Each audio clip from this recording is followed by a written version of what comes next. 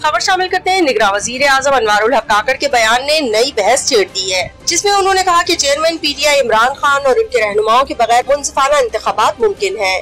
अनवारुल हक काकड़ ने इस बात का भी इशारा दिया कि तहरीक इंसाफ के ऐसे कारकुनान जो गैर कानूनी सरगर्मियों में मुलव्वस नहीं है, वो इलेक्शन में हिस्सा ले सकेंगे। पाकिस्तान तहरीक इंसाफ का शुमार पाकिस्तान की बड़ी सियासी जमातों में होता है। ताहम 9 मई को चेयरमैन पीटीआई की गिरफ्तारी के बाद होने वाले वाकयात में सरकारी और अस्करी इमलाक को नुकसान पहुँचाया गया। 9 मई के वाकयात के बाद पाकिस्तान तहरीक इंसाफ के खिलाफ बड़े पैमाने पर क्रैकडाउन हुआ, जिसमें मुतअद्दिद रहनुमाओं और कारकुनान की गिरफ्तारियाँ हुई, जिसके बाद पाकिस्तान तहरीक इंसाफ के रहनुमाओं की अक्सरियत पार्टी या ओहदा छोड़ चुकी है। चेयरमैन पीटीआई समेत मुतअद्दिद रहनुमा जेल में हैं और एक बड़ी तादाद रुपोश है, जबकि रहनुमाओं की रिहाई के बाद दोबारा गिरफ्तारियों का सिलसिला भी जारी है। ऐसी सूरत हाल में इलेक्शन में पीटीआई और बल्ले का निशान माइनस होने का इम्कान ज्यादा है।